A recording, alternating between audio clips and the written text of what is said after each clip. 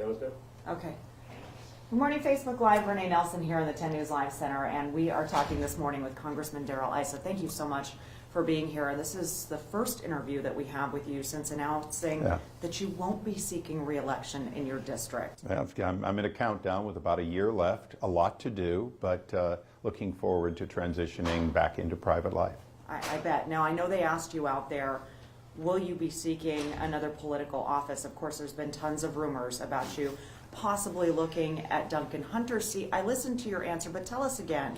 Look, Duncan Hunter has my endorsement. The accusations against his wife are 3 years old, and unless something else changes, there's not anyone that should be considering a run for that seat. You know, he's represented the district and the military personnel in San Diego extremely well, just like his father did. You know, and I don't get into that sort of conjecture. The fact is, I've served 18 years. I've had an honor of representing San Diego, Orange, and Riverside County. And at some point you look and say, what's next in my life? I'm getting a lot of offers. Some are within government, and then some in the private sector again. And I'm looking forward to that transition while still staying involved in civic activities. Okay, now that sounds like a pretty clear answer to me, that you're not seeking Duncan Hunter's seat, but you did make a point of saying in your release that you weren't retiring. I'm not retiring at all. I've spun off the work I've done in open government into two separate nonprofits that operate in Washington, one working on data integrity, how you sort of do the process of making open government, and the other one directly called the Open Gov Foundation. These both work to try to make the federal government more transparent, accountable, and thus honest.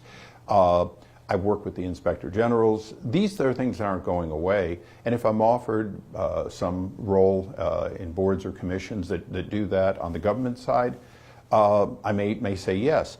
You know, I didn't come to government needing a job or financial reimbursement. I've had the ability to give my salary away for all the years I've been there. But the honor is one of those things where at some point it's time for somebody else to do it. And I still have a lot of things I want to do that will help make our government more accountable to the people. Now, there were some rumors that potentially you were pushed out of your seat, or that maybe the Republicans were maybe seeking another candidate in your place. Any truth to that? Not a bit. I was listed as a patriot, you know, which it had specific support of the leadership. And if I stayed, I'd have chaired the Judiciary Committee of Congress. But again, you know, I've been there 18 years. You know, you ask if not now, then when? And that's a big part of why I'm doing it. This is a time in which the candidate I'm endorsing will have an opportunity to be seen in a quieter environment than a presidential year. And that's important because even though she's represented most, and in some cases all of the district for more than a decade, people have to focus on her not as a state officer, but as somebody going to Washington to do the same thing she did so well in Sacramento for all the people of this district. Now, you said 18 years of service, and you've done some great work in that time. Obviously, still a year of good, important work to do. Talk to me about the government shutdown and your position on how that played out. Well, it's one of the more unusual ones because it's the first time I've seen the government shut down because somebody liked the bill but wanted something unrelated in it. And having said that, one of the things that is going on is I have a proposed bill or actual bill that is for the so-called Dreamers, the DACA fix, that is balanced and that I hope we're able to get across the finish line by March because it really is time to put that chapter behind us of if you will, the victims of illegal immigration. But we've got to do it in a way that we're not having another 6 or 8 or 100,000 coming hoping for the same thing. And that balancing act is not something you do over the threat of a shutdown. You do it on a bipartisan way so that the fix lasts. Okay. And how do you feel about the wall versus not a wall and so many Californians against that idea? You know, Californians aren't against it. They don't understand it. We've had a wall in San Diego, which we called a fence, and that's one of the reasons is that it was, in fact, first a welded fence and then later more professional. Anyone that wants to go down to the border and see it, what they'll see is fences that make our Border Patrol agents able to patrol the border safer, It reduces the chances that coyotes will come through and drug traffickers, and people will die trying to get across. So it works. I've been here for 30 years, so I've seen it when we didn't have it, when people ran across a highway.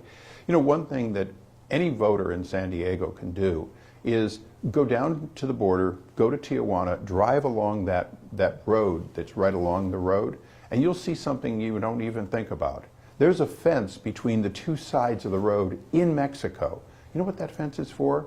So many people died trying to run across that road to jump in to the United States that Mexico put up a border fence between two halves of a freeway. So a fence that makes the Border Patrol safer, a system of legal immigration, a guest worker program, and we are in fact on to doing it right. That's something that Duncan Hunter, the father, started on years ago. And so San Diego already has what the president talks about, and it works for us. And obviously it's very important to President Trump to include that wall in any talks about DACA. Now, you've been aligned a lot of times with President Trump. Has that cost you politically? No, I think people, you know, they batter you with Trump. Look, I'm not a tweeter. Policy takes a lot more detail, but I do detailed legislation. The fact is, I agree with the president that it's time not to keep talking about a problem that's been going on for decades, that we should find real fixes. The president has not forced the wall necessarily to be part of DACA, but he does want comprehensive immigration reform that goes to a merit system like most of our economic competitors have, including Australia and Canada, Great Britain. So that process, yes, I hope to get done in this year. The border wall funding, you know what? Anyone wants to get a Border Patrol agent, that Border Patrol agents, the men and women who put their lives at risk, will tell you these fences save lives of both the people trying to come over and our Border Patrol agents. And that latter part is very important. We spend billions on Border Patrol agents. We also bury Border Patrol agents year after year for lack of some of those barriers. And that's got to weigh heavily on your mind, too, hearing those stories about the border agents that don't return home that night. Well, and, you know, I've been involved in the Fast and Furious investigation. Brian Terry died because coyotes and, quote, drug smugglers freely push back and forth over the Arizona border. It's an unsafe region. It's one in which they can surprise you, and in his case, he was surprised and gunned down. So I look at those kinds of losses, but even in San Diego County, we've had people who simply died because the terrain is rough and patrolling it without a border road, which is part of that sort of multi-fence, made it much more dangerous. We've had vehicles roll and we've had Border Patrol agents die. And I think the safety of the people we ask to do that and the safety of people who are trying to get here, that's one of the reasons you have to have what we have in San Diego. We have the busiest border anywhere in the world. We let more people go back and forth, whether by day, week, or month, or forever. And we've got a good border system. Juan Vargas and the other members, we've worked on expanding that for commerce, but also for foot traffic. And that's where Diane Harkey is going to have to pick up where I left off. And let's get back to your district. It has changed quite a bit. It's gone from a highly Republican district to a little bit more of a mix now. How does that affect who you've chosen to endorse here? Well, you know, what's interesting is that the district lines have changed. The area that you generally represent, San Diego, Riverside, Orange, counties, they really haven't changed. The demographics haven't changed much. I now represent the University of California, San Diego, where over 90% of the vote went blindly toward the Democratic Party. Well, you know what? Young people vote that way. So that makes it a little bit more different. But I've always tried to promote the University of California, high-tech jobs that when people graduate from that university, we try to keep them here.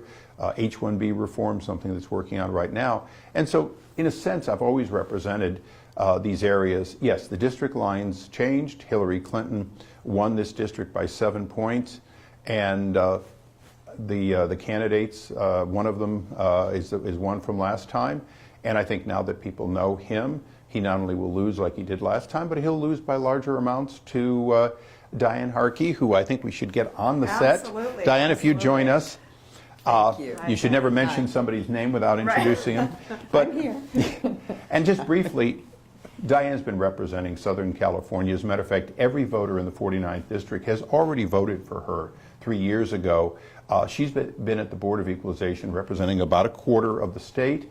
And as a result, she's adjudicated and solved hundreds and hundreds of tax problems for companies and individuals large and small. That's the kind of casework that, on top of her years in the state assembly, means I know what she cares about. She cares about how do we keep government from ruining business. She's a good conservative vote, which right now we need. You know, one of the things that Diane was a leader on was opposing the last tax bill, which I voted against, because it wasn't fair to California's tax system. And that's a pretty bold thing to do when you're a Republican, but Diane has also opposed all tax increases during her years of service. And that's important if you're going to go to Washington. Great. I also understand what it means to have to just take a little and come back again. Having worked in the legislature in California, you never get the whole idea. You get a part of it and you come back, or you negotiate such that you make the bill better. And I think that's what I was able to do by proselytizing for California and for this district and for Southern California on the tax reform. We did get the SALT allocation, and it could be any number of taxes could fit into that. And we also got a mortgage deduction and other items there that made it a little bit better, and I was on the front lines of that. So I'll probably go back and do a little cleanup language to help us further. What's the most important thing you'll be doing there for Californians if you do win? For Californians, working on the economy, being sure that we stay strong, being sure that we're represented, ensuring that they understand California's dynamics. 39 million people, only 2 senators. There's a huge, Southern California's urban, suburban. We have, beautiful beaches and oceans we need to preserve. We have transportation issues that we need to address. So with the infrastructure bond or infrastructure bill, I will plan on being actively involved in that. I think there's a lot we can do there. And water. We need water in Southern California, and so I'm going to be very active in those areas. And of course, there's always the border issues, but Mr. Issa is correct. We have 15 miles of border wall already, and that's what I told somebody when they said, well, what do you think of it? I said, it's already there. And if you've been down there, you've seen people coming and going. They get day passes. It is a free-flowing border, but there is some protection for those that would be taken advantage of, so to speak, give all their money to the coyotes, and then be, harmed out in the desert. It's not a simple solution. So I'm going to be working on that and everything else that we've got here. There's just a lot to deal with. The military is 25% of San Diego's economy.